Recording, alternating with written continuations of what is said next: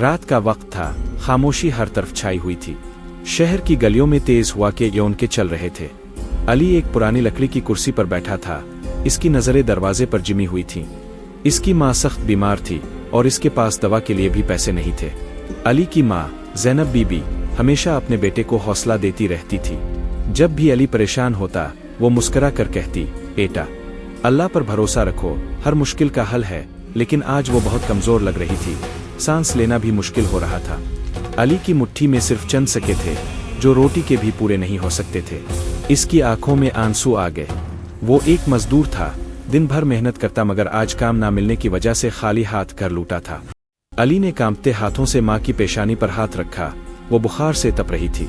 माँ ने धीरे से आंखें खोली और कमजोर आवाज में बोली, बेटा फिक्र ना कर, सब ठीक हो जाएगा। मगर अली जानता था कि अगर दवा ना मिली तो माँ की हालत और बिगड़ जाएगी। वो अपनी खाली जेबों को देखकर बेबसी से दरवाजे की तरफ बढ़ा। दिल में बस एक ही ख्याल था, कहीं से कुछ पैसे मिल जाए ताकि मैं माँ के लिए दवा और खाने का कुछ बंदोबस्त कर सकूं। रात का पिछला पहर था, गलियों में सन्नाटा था। अली तेज कदमों से बाजार की तरफ बढ़ा।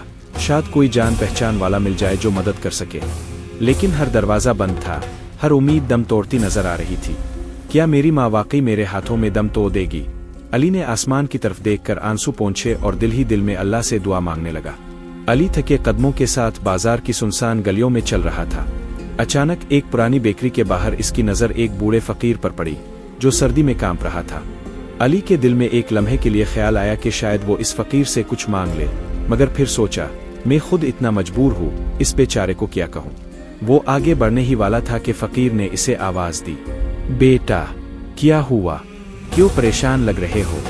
अली ने एक लम्हे के लिए हिचकिचाया, मगर फिर अपनी माँ की हालत के बारे में सब कुछ बता दिया। फकीर ने मुस्कुरा कर अपनी मैली सी चादर में हाथ डाला और चंद पुराने नोट निकालकर अली की हथेली पर रख दी। ये लो, जाओ अपनी माँ के लिए दवा ले आओ। अल्लाह सब देख रहा है, वो तुम्हारी मेहनत का सिला देगा। अली की आंखों में आंसू आ गए। वो हैरान था कि जो खुद मदद का मुहताज था वही आज इसका सबसे बड़ा सहारा बन गया था। वो शुक्रिया अदा करते हुए भागा, दवा खरीदी और घर पहुंचा।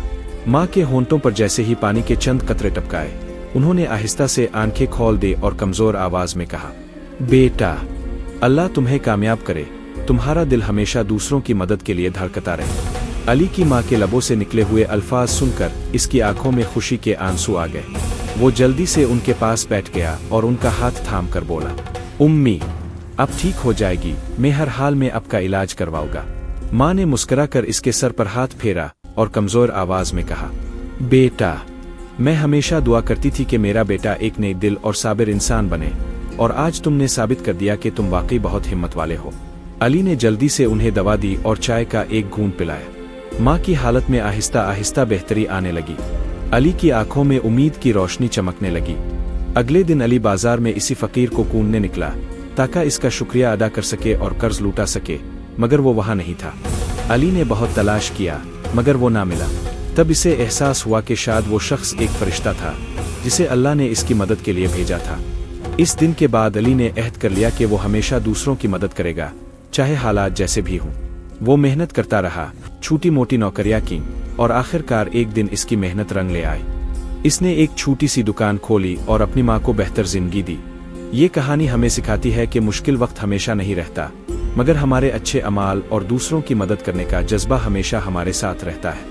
अगर आपको ये कहानी पसंद आई तो दूसरों के साथ शेयर जरूर करें, शायद किसी को ये उम्मीद दे सके।